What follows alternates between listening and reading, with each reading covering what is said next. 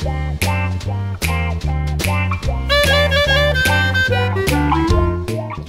all of the comedians that have been coming down to KL for this comedy fest, and one of them happens to be Gina Yashere! Yay!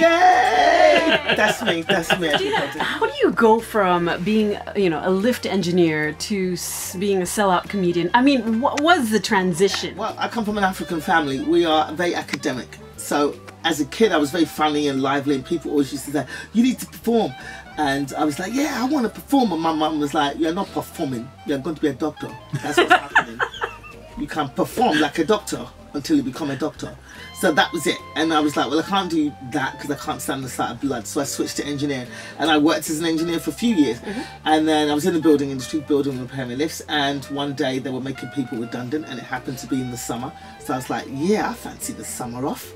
So I volunteered for redundancy, got a payoff, and spent the summer spending the money and enjoying myself.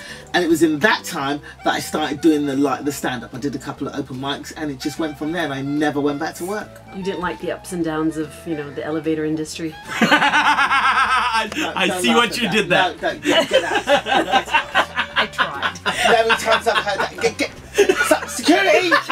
Security, can't take this woman!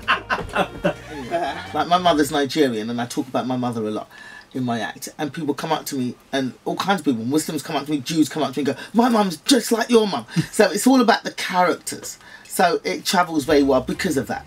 Tell us a little bit more. Tell us a little bit more about your mum. My mother is a crazy Nigerian woman.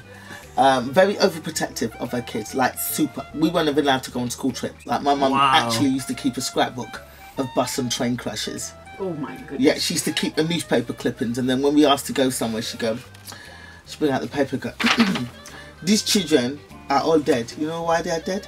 Because they wanted to go on a school trip, and their mother said, don't go, but they still went, and now they are dead, all of them dead.